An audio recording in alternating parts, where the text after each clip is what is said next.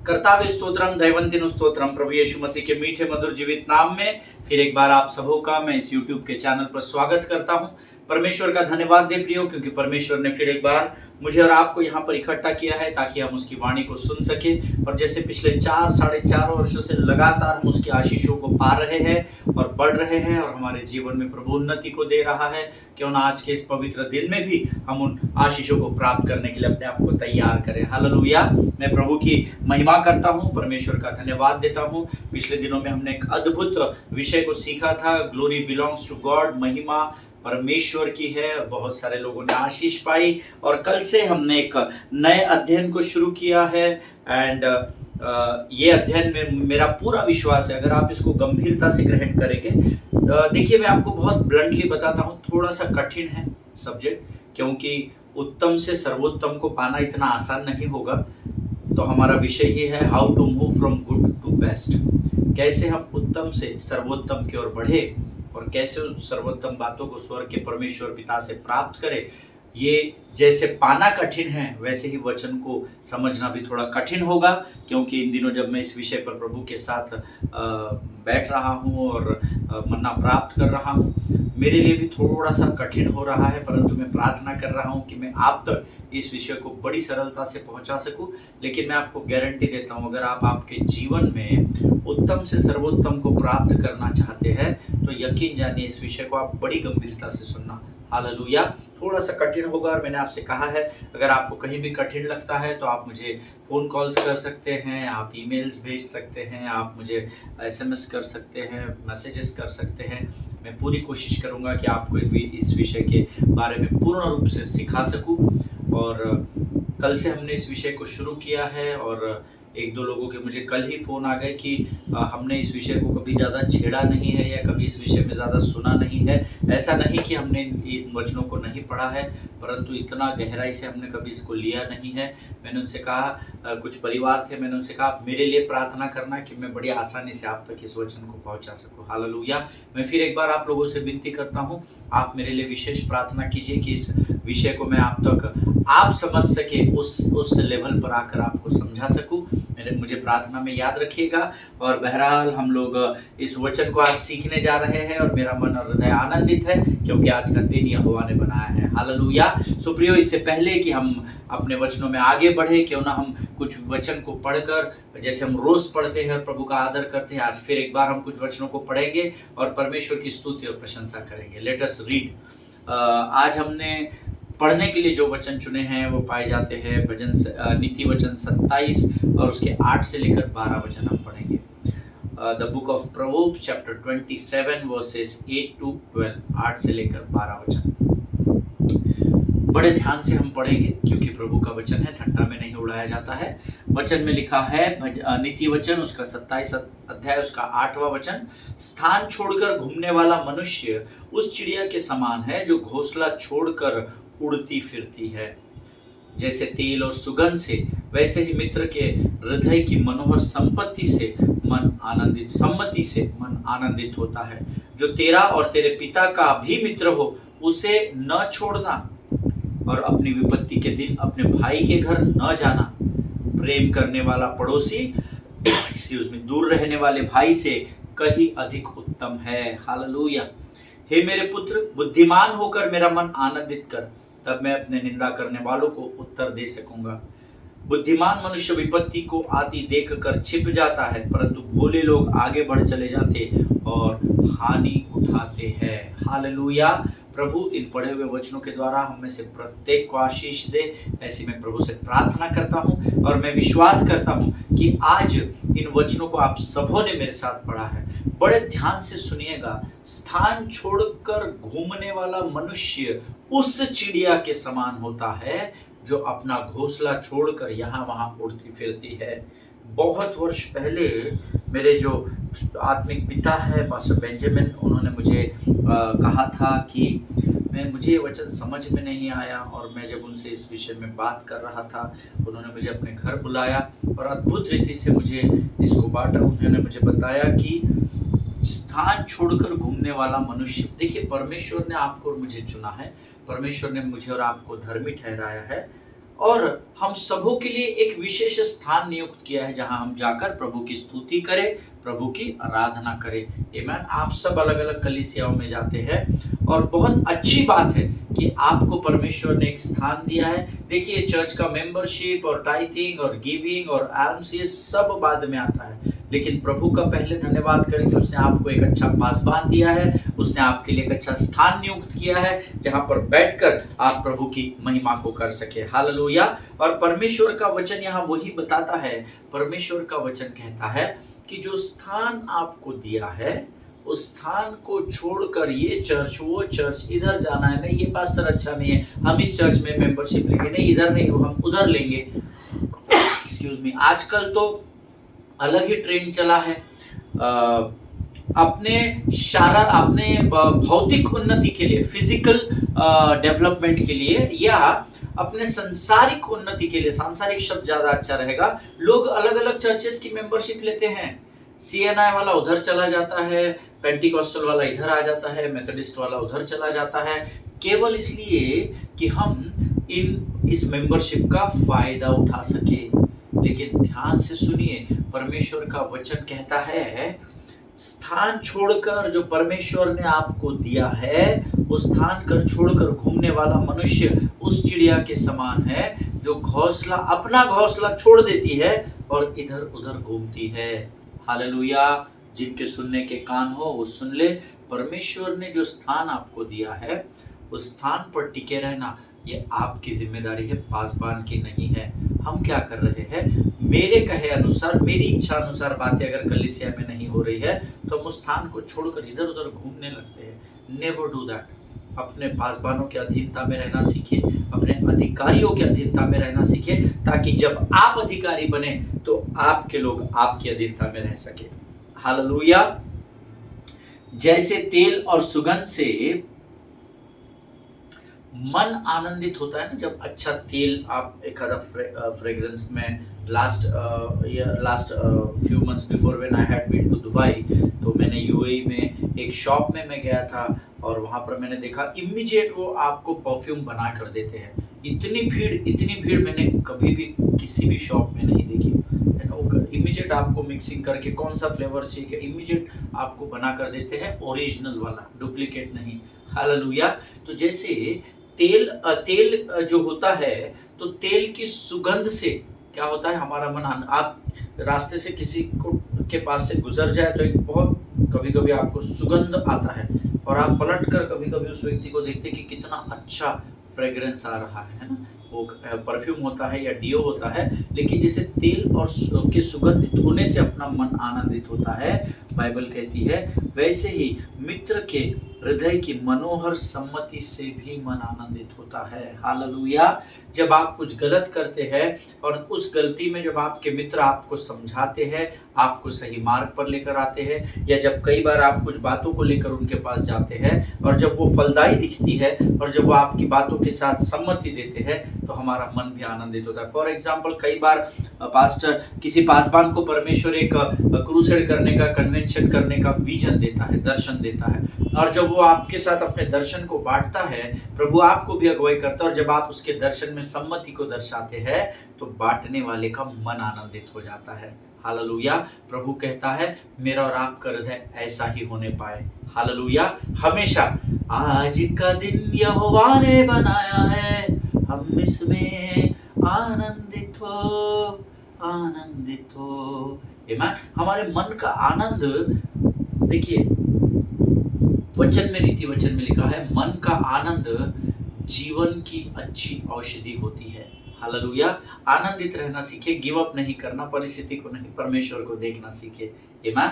आगे वचन में लिखा है, जो तेरा और तेरे पिता का भी मित्र हो उसे न छोड़ना, और अपने विपत्ति के दिन अपने भाई के घर न जाना। प्रेम करने वाले पड़ोसी दूर रहने वाले भाई से कहीं उत्तम है। ये मैं आपको इस विषय में ज़्यादा बता नहीं पाऊंगा क्योंकि हम सब इस विषय को जानते हैं। हालेलुया। आपके पिता के मित्र को, अर्थात आपके बुजुर्गों को, जो आपके माता पिता के मित्र कहलाते हैं, जो प्रभु के भय में रहते हैं, ऐसे लोगों का साथ कभी भी नहीं छोड़ना। चाहे आपके कल माता पिता हो या ना हो, परंतु उनकी संगति को थाम कर रखना, ऐसा वचन में लिखा है। क्यों? क्योंकि विपत्ति के दिन तेरे भाई से तेरा तेरा और तेरे पिता का वह मित्र तेरे ज्यादा काम आएगा, ऐसा वचन में लिखा है। हालेलुया। आगे वचन में लिखा है, हे मेरे पुत्र बुद्धिमान होकर मेरा मन आनंदित कर। हमारा बुद्धिमान होना स्वर्ग को और स्वर्ग के परमेश्वर मेरे पिता और आपके पिता यहोवा के मन को आनंदित और प्रसन्न करता है। इसीलिए परमेश्वर से रोज बुद्धि मांगना है, प्रभु मुझे बुद्धि से भर दे, स्वर्गीय बुद्धि से, क्योंकि आपका बुद्धिमान होना परमेश्वर के मन को आनंदित करता है। तब मैं अपने निंदा करने वालों को उत्तर दे सकूंगा। हालेलुया। तब आपके जो विरोधी है उनको परमेश्वर उत्तर देता है। क्यों? क्योंकि जब आप बुद्धिमान होते हैं तो परमेश्वर को आप आनंदित करते, परमेश्वर आनंदित होता है, आपको और अधिक बुद्धि से भरता है, और तब आप अपने शत्रुओं के सामने बड़ी निडरता से खड़े रह सकते हैं। हालेलुया। बुद्धिमान मनुष्य विपत्ति को आती देखकर छिप जाता है, परंतु भोले लोग आगे बढ़ चले जाते और हानि उठाते हैं। बुद्धिमान मनुष्य विपत्ति को आते देखकर छिप जाता है। अब आप भोले हैं या बुद्धिमान, कुछ दिनों पहले भी हमने नीति वचन के एक अध्याय में इसी वचन को पढ़ा था। आपको बेहतर पता है आप बुद्धिमान हैं कि भोले हैं। हालेलुया। बुद्धिमान होना भोले होने से कहीं अधिक बेहतर है। ईमान। परमेश्वर इन पढ़े हुए वचनों के द्वारा हमें से प्रत्येक को आशीष दे। ये समय है जब हम अपने आप को नम्र और दीन करेंगे। इन वचनों को जो परमेश्वर पिता ने हमें दिए हैं, इन वचनों के लिए हम यहोवा का धन्यवाद करेंगे, और आने वाले वचन जिसके द्वारा हम आशीषों को फिर एक बार आज प्राप्त करेंगे, उसके लिए हम अपना समर्पण प्रभु को करेंगे। Let us pray. खुदावंद प्रभु यीशु मसीह के मीठे मधुर और जीवित नाम के लिए हम तेरा धन्यवाद देते हैं राजा। धन्यवाद देते हैं प्रभु जी, क्योंकि तेरी आंखें इस समय हमारी ओर लगी हुई है। प्रभु जी हम धन्यवाद देते हैं जीवन की तमाम आशीषों के लिए। सचमुच तू महान और जीवित परमेश्वर है। तेरी स्तुति करते हैं, तेरी प्रशंसा करते हैं राजा, तेरे नाम की महिमा करते हैं। आज जो वचन तूने हमें पढ़ने के लिए दिए है प्रभु जी, उसके लिए हम तेरा धन्यवाद देते हैं, और सामर्थ के लिए धन्यवाद देते हैं। आने वाले वो वचन जिसके द्वारा तुमसे बातचीत करने पर हम तेरे नाम को ऊंचा उठाते हैं। हमारे मनों को तैयार कर, हमें वचन बांटने और सुनने से डिस्ट्रैक्ट करने वाली, विचलित करने वाली शत्रु की हर एक युक्ति योजनाओं का खंडन हम यीशु नासरी के नाम से करते हैं। सारी बातों में महिमा तुझको देते, अपने आप को यीशु के लहू में सुरक्षित करते हैं। सब कुछ तुझे सौंपते हुए विनती को धन्यवाद के साथ हमारे उद्धारकर्ता और जीवित परमेश्वर यीशु नासरी के मीठे और पवित्र नाम में मांगते हैं पिता, सुनिए और बड़ी दया से ग्रहण करें। आमीन। हालेलुया। फिर एक बार आप सबों का मैं स्वागत करता हूं। कल से हमने एक नए विषय को शुरू किया है, how to move from good to best. आमीन। कैसे हम उत्तम से सर्वोत्तम की ओर बढ़े। आमीन। और हमने उसके लिए कुछ वचन कल पढ़े थे और कुछ बातें हमने कल सीखी थी, और यहाँ पर फिर से एक बार मैं, जो लोग आज पहली बार इस वचन को सुन रहे हैं उनको मैं बताना चाहता हूँ, हमारे अध्ययन का जो विषय है वो है दूसरा शमूएल, उसका 24 अध्याय, उसके 18 से 25 वचन। आप में से कितने लोगों को स्मरण है मुझे पता नहीं, मैंने कहा था ये थोड़ा कठिन विषय है। अगर आप सच में गंभीरता से इसके विषय में सीखना चाहते हैं तो रोज जब हम यहाँ इकट्ठा हो, उससे पहले जब भी आप ये वचन सुनने के लिए बैठे, उससे पहले इन वचनों को रोज पढ़ कर आना। 2 शमूएल चैप्टर 24 वर्सेस 18 to 25, दूसरा शमूएल उसका 24 अध्याय और उसका 18 से 25 वचन। और यहाँ पर ऐसा, मैं आपको थोड़ा सा बैकग्राउंड इसका बता देता हूँ। यहाँ पर दाऊद के मन में भाया कि मैं जनगणना को करूं, सेंसस को करूं, और उसने अपने सेनापति योआब को और मिलिट्री कमांडर्स को आज्ञा दी कि वो जाकर इजराइल में लोगों की गिनती करें। तब योआब ने उसको ऐसा क्यों कर रहा है वो करने से मना किया, लेकिन हम सब जानते हैं उस समय राजा की मोहर अगर किसी बात पर लग जाती थी तो उसके ऊपर कोई बहस नहीं होती थी, वो फरमान होता था। ईमान। सो राजा से जब कहा गया दाऊद से, तो दाऊद ने उनको दृढ़ता के साथ, ऐसा शब्द आया हुआ है, और उनको गिनती करने के लिए भेजा। फिर भी मैं चाहता हूं कि हम लोग दूसरा शमूएल उसका 24 अध्याय उसका 3 और 4 वचन एक बार पढ़ ले। सब लोग निकाल लेंगे जल्दी से। 2 शमूएल chapter 24 versus 3 and 4, and it says, but Joab replied to the king, may the Lord your God multiply the troops 100 times over, and may the eyes of my Lord the king see it. But why does my Lord the king want to do such a thing? The king's word, however, overruled Joab and the army commanders. So they left the presence of the king to enroll the fighting men of Israel. Hallelujah. फिर से एक बार पढ़ेंगे, दो बार वचन पढ़ेंगे तो और प्रभु ज्यादा आशीष देगा। हिंदी में पढ़ता हूँ। किंतु योआब ने राजा से कहा, यहोवा परमेश्वर आपको 100 गुना लोग दे और आपकी आंखें यह और आपकी आंखों से यह घटित होता हुआ देख सके, आप देख सके, किंतु आप यह क्यों करना चाहते हैं? राजा दाऊद ने दृढ़ता से योआब और सेना के नायकों के लोगों को गणना करने का आदेश दिया। अतः योआब और सेना के नायक दाऊद के यहाँ से इजराइल के लोगों को गिनने गए। हालेलुया। पवित्र शास्त्र कहता है कि राजा ने सेनापति और कमांडर्स को जब आज्ञा दी तो वे सब इजराइल में चारों ओर फैल गए। और वचन में ऐसा लिखा है, 9 महीने और 20 दिन के बाद वे वापस आए। 2 शमूएल चैप्टर 24 वर्स 8 में लिखा हुआ है, आप पढ़ सकते हैं, लिख लीजिए जो लोग नोट्स लिखते हैं रेफरेंस के लिए। 2 शमूएल chapter 24 and verse 8।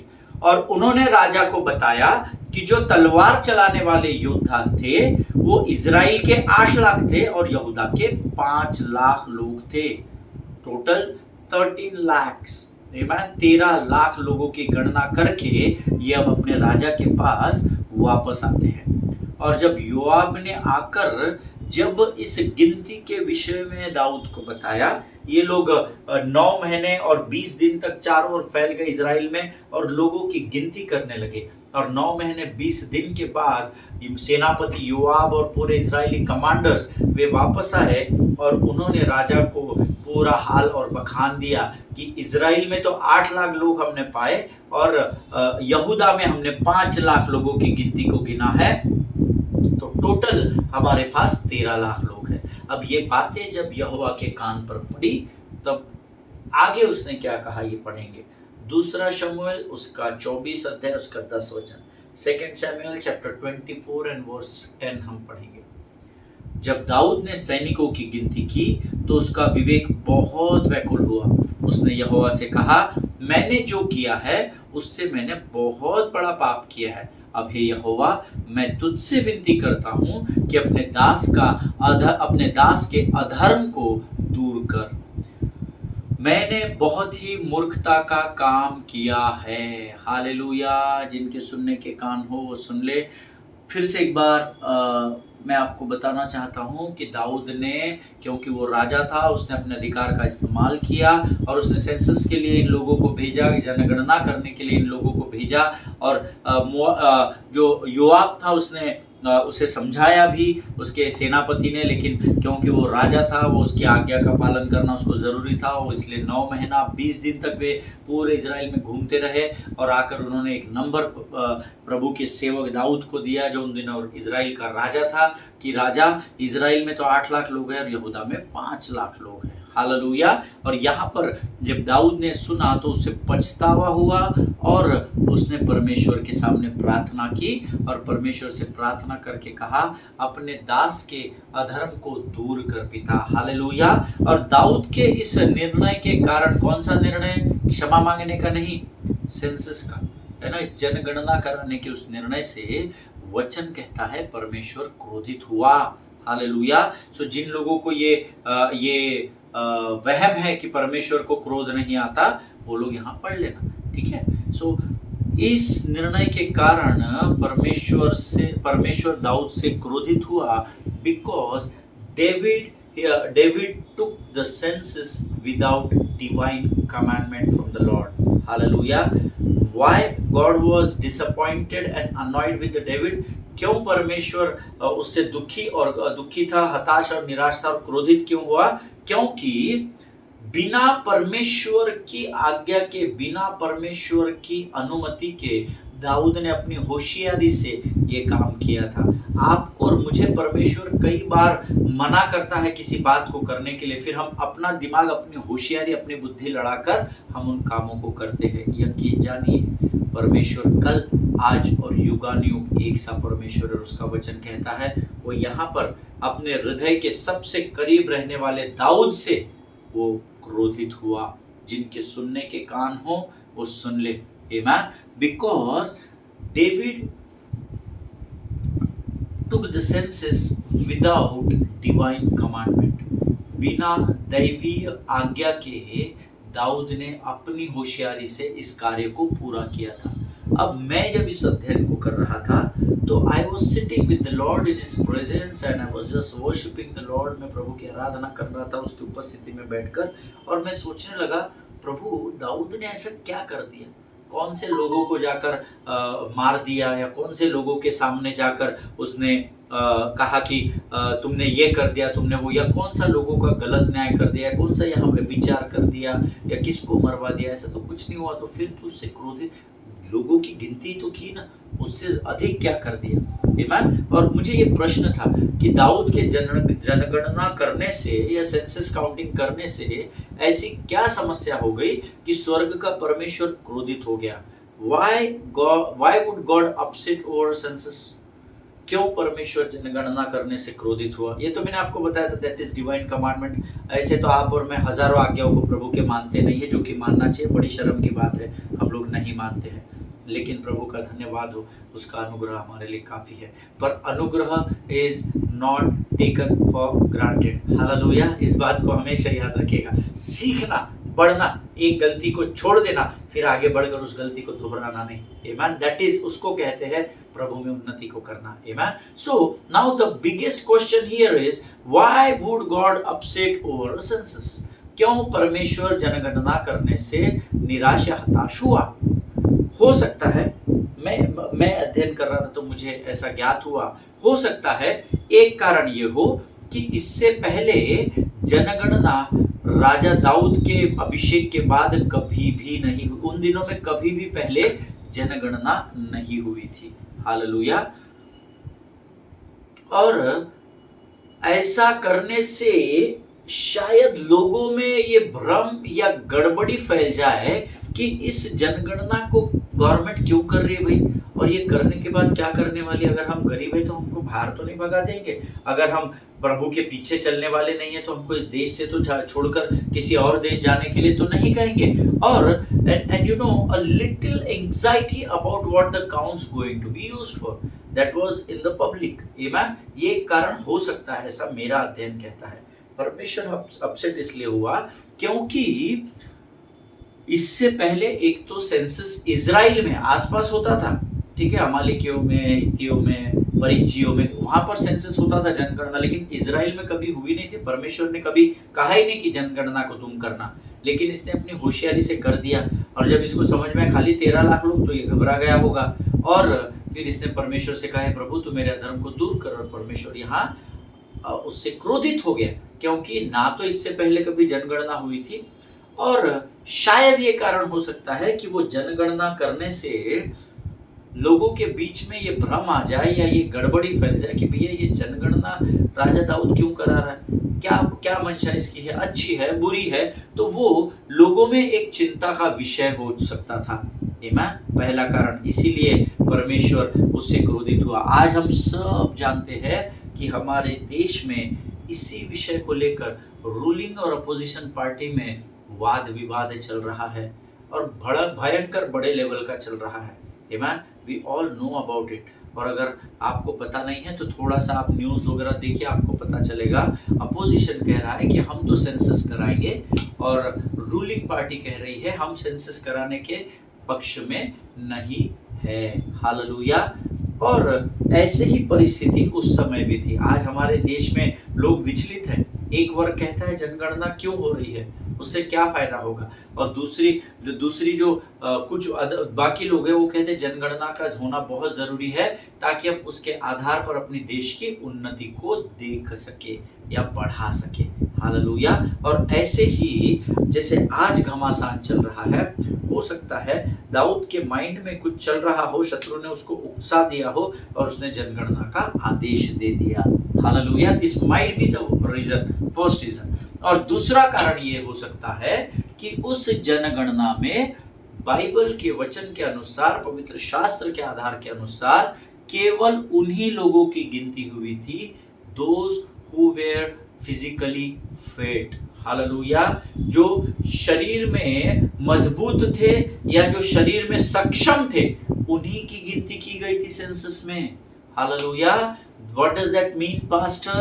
That means the unfit disabled people had not been counted. So now, after census, it was a big question for the people that what government is going to do with unfit people. Hallelujah. दूसरा महत्व का कारण था कि अगर अपन पढ़ेंगे पवित्र शास्त्र में, आप पढ़कर आए हैं तो आपको मैंने बोला है आप 18 से 25 वचन भी पढ़ना, और जिन वचनों को हम रोज सीखते हैं उसके आगे पीछे का भी थोड़ा पढ़ना, जितना बताया उतना ही नहीं पढ़ना, पर पवित्र शास्त्र का हर एक शब्द दूसरे से कनेक्टेड है। हालेलुया। सो दूसरा कारण ये हो सकता है कि उस राज्य में सिर्फ फिट जो लोग थे, शरीर में सक्षम थे, उनकी ही गिनती हुई थी। इसलिए तो उसने कहा यहूदा में 5 लाख लोग हैं प्रभु, और इजराइल में 8 लाख, टोटल 13 लाख है। तो ये 13 लाख वो थे जो फिजिकली फिट थे। तो इसमें डिसेबल्ड या लंगड़े, लूले या कमजोर लोगों की गिनती नहीं की गई थी।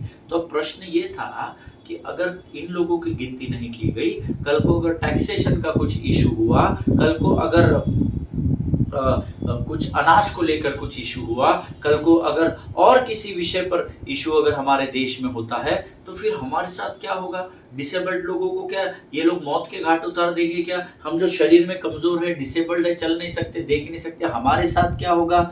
ये एक गड़बड़ी भी उन दिनों उन लोगों में फैली होगी। हालेलुया। आप इमेजिन कीजिए, अगर आप उस समय रहते, अगर आप डिसेबल्ड रहते और आपके घर के 3 लोगों को जो शरीर से मजबूत है उनकी काउंटिंग की, और आप आए घर बताने कि मेरा नाम XYZ है, उन्होंने कहा नहीं तुम्हारी कोई जरूरत नहीं है, तो आप सोचेंगे कि ये जनगणना क्यों कर रहे भाई? हमको उठाकर कहीं और डाल रहे हैं क्या? हमारे लिए कोई और देश में हमको हकाला कर रहे हैं क्या? और ये गड़बड़ी उस समय उत्पन्न हो सकती थी, इसीलिए भी परमेश्वर शायद उससे क्रोधित था। Hallelujah. That was a big question for the people of Israelites, that what government और the king is going to do with unfit people. Hallelujah. But it is always danger. एक बात हमेशा ध्यान में रखना अपने जीवन में, अपने से जो कमजोर दिखाई देते हैं या देखने के बाद आपको है ये समझ में भी आता है कि ये हमसे कमजोर है, do not it is always a danger to underestimate the people who are weaker than you. Amen. हमेशा ध्यान में रखिए, जिन लोगों को आप अपने से कमजोर मानते हैं या उसे तुच्छ जानते हैं, ये आपके लिए धोखे की घंटी है। Amen. So इस बात को हमेशा ध्यान में रखना, because the folks whom you are underestimating, those who don't stand like और can't walk like what how we walk, और जैसे हम स्टंट खड़े रह सकते हैं, वो शायद थरथराते। कई लोगों को आपने देखा होगा, आज ही मुझे कोई बता रहा था कि मुझे हल्की चीज़ें पकड़ने में मेरा हाथ थरथराता, मेरे हाथ से गिरकर टूट जाती है चीज़ें या बिखर जाती है, और हेवी चीज़ें पकड़ने की मुझे आदत है। तो हमेशा ध्यान में रखिए, ऐसे लोगों को अंडर एस्टिमेट कभी नहीं करना अपने जीवन में। वाई? कभी भी ऐसे कामों को नहीं करना जो हमसे कमजोर है, उनको अंडर एस्टिमेट नहीं करना, उनको तुच्छ नहीं जानना, ऐसे किसी भी कामों को न करें, क्योंकि परमेश्वर जब स्वर्ग से मुझे और आपको देखता है तो वो फिट और अनफिट को एक समान ही देखता है और एक समान ही आशीष देता है। हालेलुया। लेकिन अगर आप लोगों के बीच में डिफरेंशिएट करते हैं, इसका मतलब है कि मैं और आप परमेश्वर का अनादर करते हैं। सो अगर किसी को, पिछले दिनों मुझे किसी ने कहा एक भाई को कैंसर हो गया, वो टोबैको खाता था और उसके मुंह में यहाँ पर बड़ा ऐसा एक बहुत बड़ा बॉवेल हो गया था, और उसके बाद वो ऑपरेट करना पड़ा, और उनका इतना मुंह एकदम खराब हो गया है। सो यू नो, किसी ने मुझे कहा कि आजकल उनको लोग अवॉइड करते हैं, उनको मुंह नहीं खुलता है खाना खाने, या पता नहीं, शायद थोड़ा सा देख कर लोगों को अचरज लगता होगा। तो मैं उनसे इस विषय पर बात कर रहा था, और मुझे बड़ा अजीब लगा, क्योंकि परमेश्वर का सेवक एक ऐसी बात कर रहा है, और मैंने उन्हें समझाया बिब्लिकली कि मैंने बोला पास्टर ऐसा नहीं है, आज प्रभु का आप धन्यवाद दें कि आपका पूरा शरीर स्वस्थ है, लेकिन अगर ऐसी परिस्थिति कल अगर हमारे जीवन में आ जाती है, और अगर लोग हमारे विषय में ऐसा कहे, हमारी मजाक उड़ाए, हमारे को तुच्छ जाने, तो क्या आप उस दुख को सहन कर पाएंगे? और फिर सडनली उनको रियलाइज हुआ, and he said I am so sorry pastor, मैं एक्साइटमेंट में बोल गया। Never under estimate such people. आमीन। यहाँ दाऊद ने एक बहुत बड़ा पाप कर दिया था। इसने सिर्फ जवान मजबूत इजराइलियों की गिनती को किया था। इसने डिसेबल्ड लोगों को या कमजोर लोगों को गिना नहीं था, जिससे लोगों में भ्रम पैदा हुआ था या हो सकता था या हुआ होगा कि भाई हमारे साथ अब क्या होने वाला है, हम फिट नहीं है तो क्या हमको जान से मार डालेंगे, हमको खाई से फेंक देंगे, हमको क्रूस पर चढ़ा देंगे। और वो एक भ्रम वहां पर पैदा हुआ था। हालेलुया। सो जिन लोगों को ये सोच है, जैसे मुझे आई थी कि परमेश्वर ऐसा कौन सा पाप दाऊद ने कर दिया जनगणना करके। आमीन। So first thing is divine उसको आज्ञा दी नहीं गई थी, है ना, उसको आज्ञा नहीं दिया गया था। वो उसकी सबसे बड़ी गलती थी। हालेलुया। उसके बाद मैं आपको बताया कि जो पहला कारण जो मुझे ऐसा लगा कि उस इज़राइल में कभी भी पहले जनगणना नहीं हुई थी, और जनगणना होने के बाद लोगों में गड़बड़ी न फैल जाए, भ्रम न फैल जाए कि इसके साथ इसके बाद गवर्नमेंट टैक्स बढ़ाती है, शक्कर के दाम बढ़ाती है, चीनी के दाम बढ़ाती है, पेट्रोल के दाम बढ़ाती है, क्या हमारे साथ अब क्या होने वाला है, न्याय होगा या अन्याय होगा, ये सोचकर लोगों में भ्रम पैदा हुआ होगा। दूसरी बात, परमेश्वर इसलिए नाराज था क्योंकि ये जो दाऊद ने आज्ञा दी थी, इसमें केवल उन्हीं लोगों की गिनती की गई थी जो फिजिकली फिट थे। इसीलिए भी लोगों के बीच में बड़ा भ्रम पैदा हो गया था। हालेलुया। आज हम यहाँ पर समाप्त करेंगे।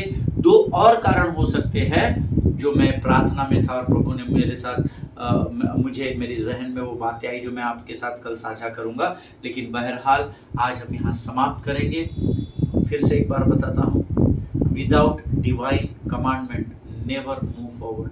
जब तक परमेश्वर से आप आज्ञा को, दैवीय आज्ञा को प्राप्त न करें, अगर आपके माइंड में कोई कंफ्यूजन है तो then wait upon the Lord. क्योंकि मैं अक्सर अपने लोगों को बताऊं तो दो समय में निर्णय जीवन में कभी भी नहीं लेना, जब आप बहुत बौखलाए हुए हो अर्थात क्रोधित हो, या आप बहुत अधिक मायूस हो।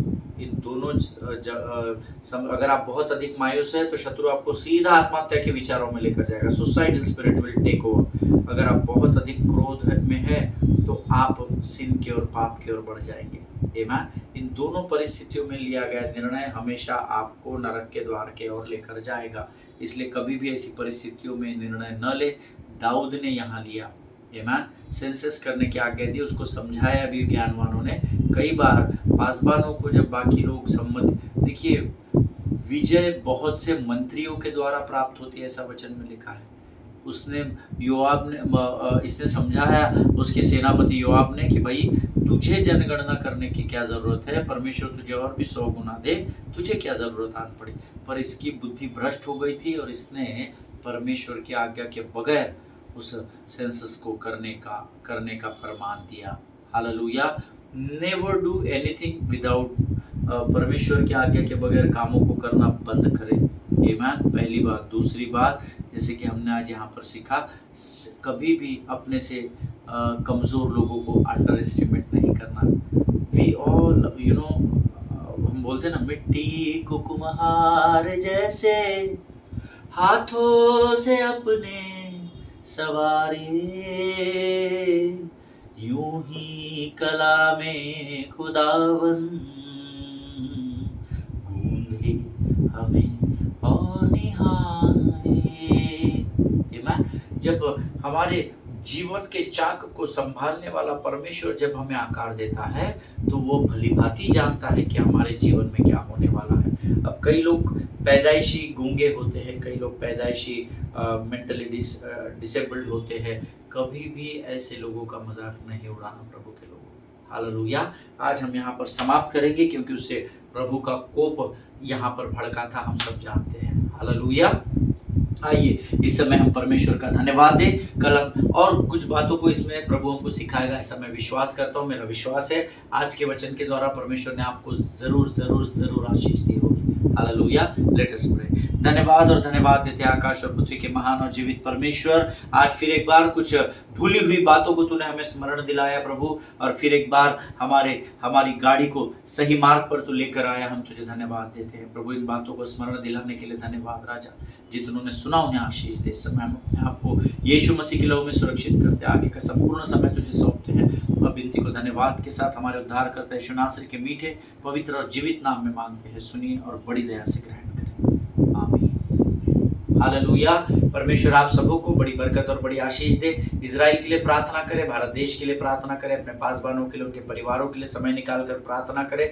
हम कल फिर मुलाकात करेंगे, तब तक स्वस्थ रहे, सुरक्षित रहे। सभी को जय मसीह की। God bless you all.